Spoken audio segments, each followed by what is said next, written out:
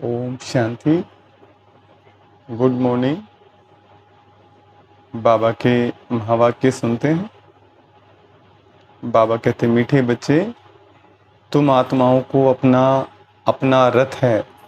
मैं हूँ निराकार, मुझे भी कल्प में एक ही बार रथ चाहिए। मैं ब्रह्मा का अनुभवी वृद्ध रथ उधार लेता हूँ।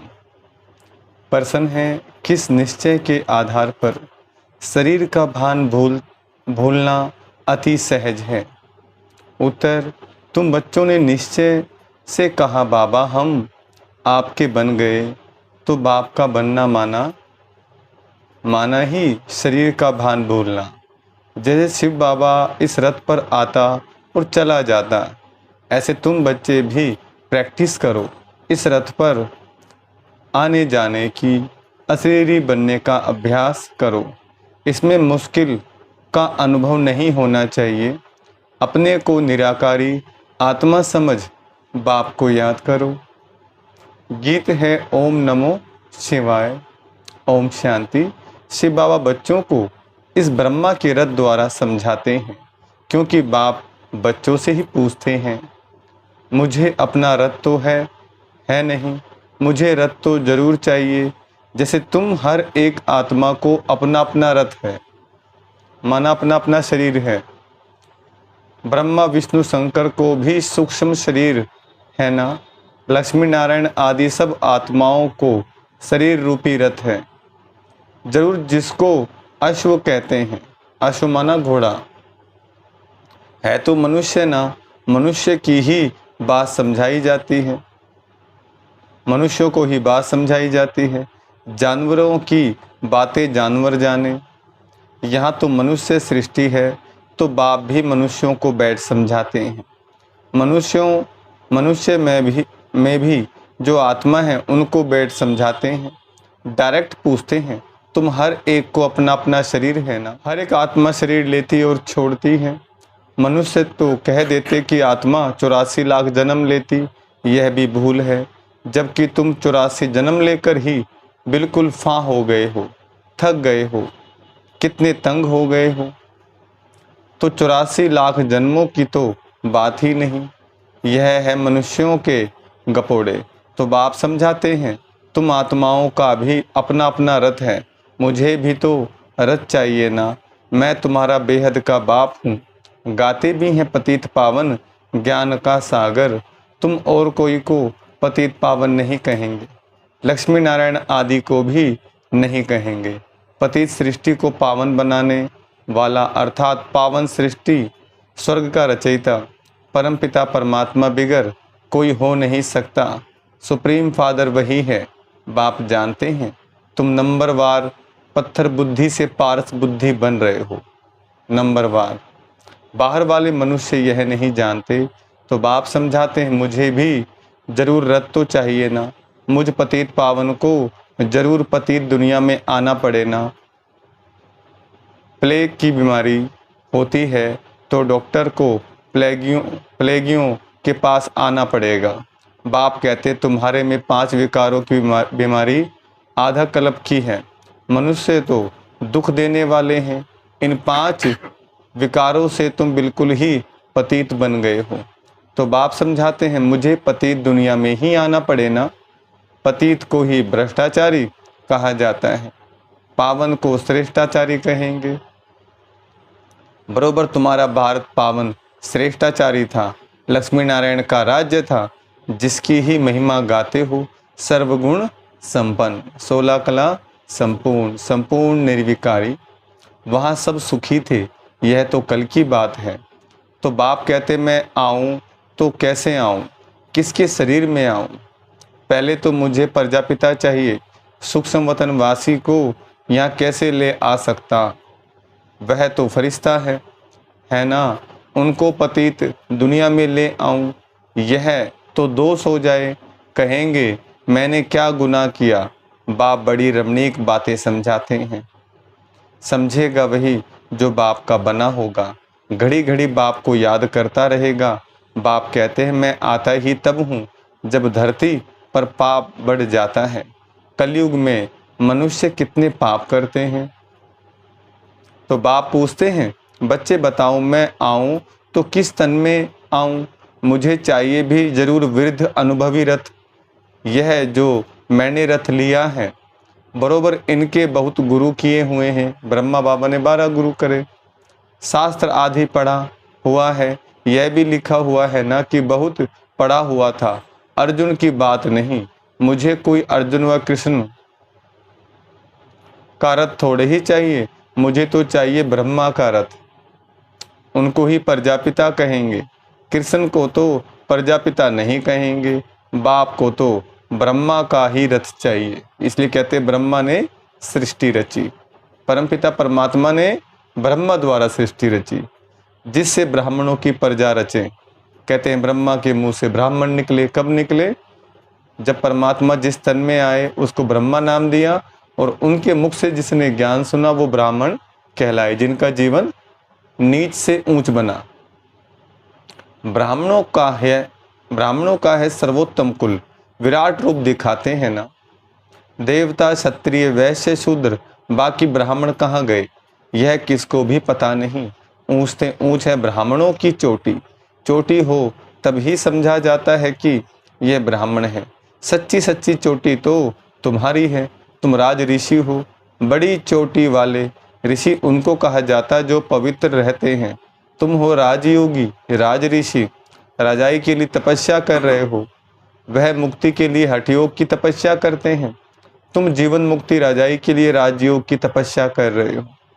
तुम्हारा नाम ही है शिव शक्ति, शिव बाबा तुम्हें रीइंकार्नेट करते हैं, तो तुम फिर से भारत में जन्म लेते हो।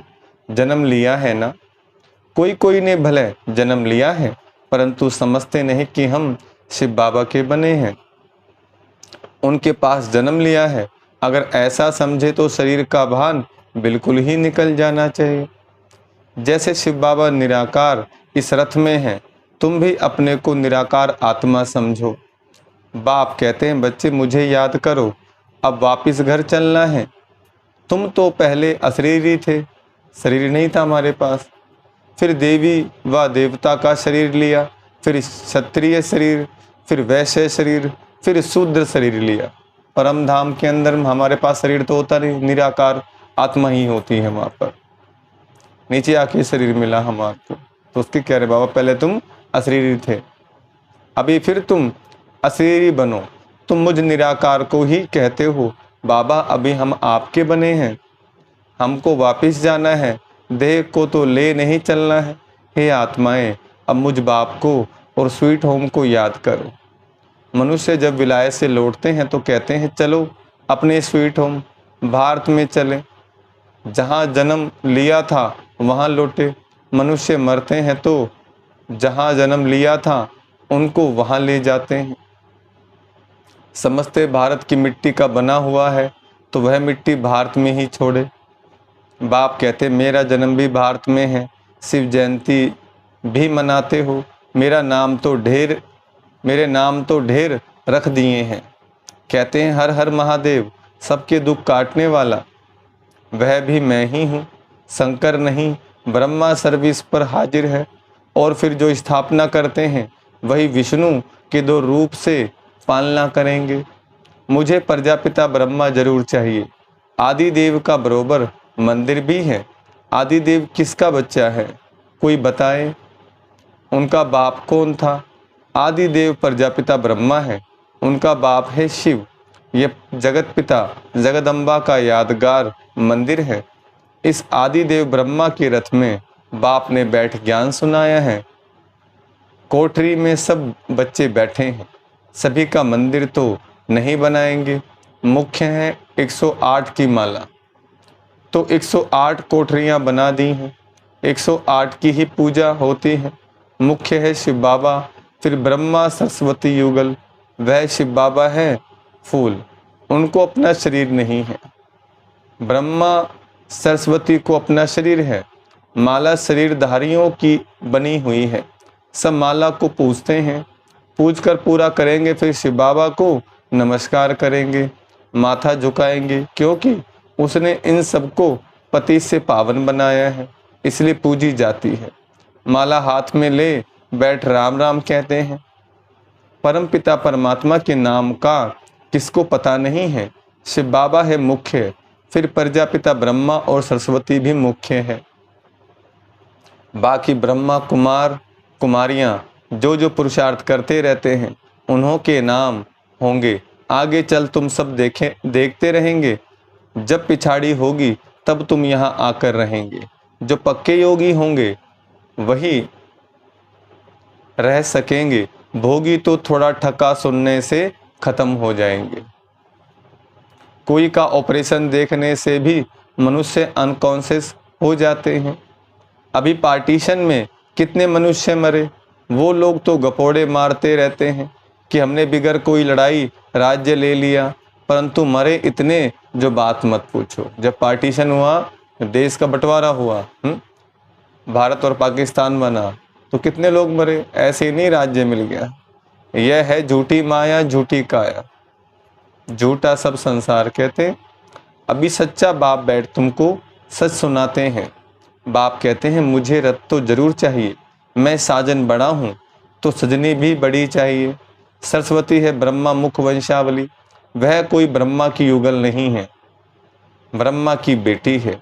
उनको फिर जगदम्बा क्यों कहते हैं? क्योंकि यह मेल है ना। तो माताओं की संभाल के लिए उनको रखा है ब्रह्मा मुख वंशावली। सरस्वती तो ब्रह्मा की बेटी हो गई, मम्मा तो जवान है, ब्रह्मा तो बूढ़ा है। सरस्वती जवान ब्रह्मा की स्त्री शोभती भी नहीं है। लोगों ने तरह तरह की बातें बना दी, हाफ पार्टनर कहला न सके। अभी तुम समझ गए हो। तो बाप कहते हैं मुझे इस ब्रह्मा का शरीर लोन लेना पड़ता है, उधार पर तो बहुत लेते हैं। ब्राह्मण को खिलाते हैं तो वह आत्मा आकर ब्राह्मण के शरीर का आधार लेगी। आत्मा वह शरीर छोड़कर आती है क्या? नहीं। यह तो बच्चों को समझाया गया है कि ड्रामा में साक्षात्कार की रस्म रिवाज पहले से नूंद है। यहाँ भी बुलाते हैं, ऐसे नहीं कि आत्मा शरीर छोड़कर आएगी, नहीं, यह ड्रामा में नूंद है। बाप के लिए तो यह रथ नंदीगण है। नंदी नहीं तो शिव के मंदिर में बैल क्यों दिखाते? सूक्ष्म वतन में शंकर के पास बैल कहाँ से आया? वहाँ तो है ही ब्रह्मा विष्णु शंकर, और वह युगल दिखाते हैं, प्रवृत्ति मार्ग दिखाते हैं। बाकी वहाँ जानवर कहाँ से आया? मनुष्यों की बुद्धि कुछ भी काम नहीं करती, जो आता है सो कहते रहते, जिससे waste of time waste of energy होती है। तुम कहते हो हम सो पावन देवता थे, फिर पुनर्जन्म लेते लेते हम पतित पुजारी बने हैं। आप ही पूज्य आप ही पुजारी, हम ही पूज्य थे और हम ही पुजारी बने। पावन थे आज पतित बन गए।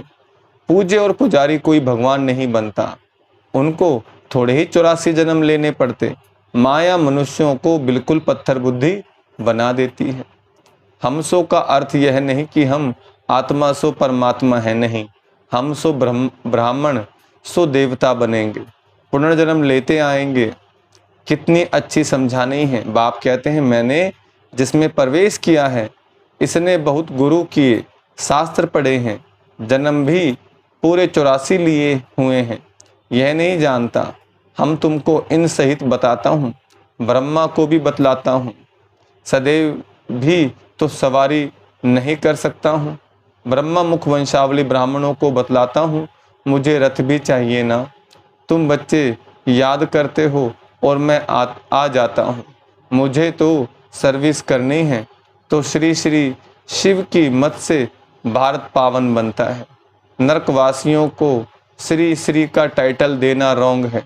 आगे श्री नाम नहीं था, अभी तो सबको श्री अर्थात श्रेष्ठ बना दिया है। श्री श्री तो है शिव बाबा, फिर सूक्ष्मवतनवासी ब्रह्मा विष्णु शंकर, फिर श्री लक्ष्मी नारायण। यह समझने की बातें हैं। नॉलेज बड़ी मजे की है, परंतु कोई कोई पढ़ते पढ़ते रफू चक्कर हो जाते हैं। माया हाथ छुड़ा देती है। दुकान भी नंबरवार है। बड़ी दुकान में जरूर अच्छे सेल्समैन होंगे, छोटे छोटे में कम होंगे। तो बड़ी दुकान पर जाना चाहिए जहाँ महारथी हो। माताओं को तो टाइम बहुत रहता है, पुरुषों को धंधा आदि करना है तो बिजी रहते हैं। माताएं तो फ्री हैं, खाना पकाया बस, वह तुम पर फिर बंधन डालते हैं। सुनते हैं ब्रह्मा कुमारियों पास जाने से विश्व बंद हो जाएगा तो रोकते हैं। शिव बाबा ऐसी तिरकनी फिसलने वाली चीज है जो घड़ी घड़ी भूल जाती है। बाप बिल्कुल सहज रास्ता बताते हैं कि मुझे याद करो तो तुम्हारे पाप भी कट जाएंगे और मेरे पास भी आ जाएंगे। याद नहीं करेंगे तो पाप भी नहीं कटेंगे और साथ भी नहीं ले जाऊंगा। फिर सजा खानी पड़ेगी। भक्ति मार्ग में छाछ पीते आए, मक्खन तो तुमने सतयुग त्रेता में खाकर पूरा कर लिया, बाकी पीछे छाछ रह जाती है। छाछ भी पहले अच्छी मिलती, फिर पानी मिलता है। सतयुग त्रेता में घी दूध की नदी बहती है। अभी तो घी कितना महंगा हो गया है, घी में ही मिलावट है, हर चीज में मिलावट है। अच्छा, माता पिता बाप दादा का मीठे मीठे सिकलदे बच्चों प्रति याद प्यार और गुड मॉर्निंग। रूहानी बाप की रूहानी बच्चों को नमस्ते।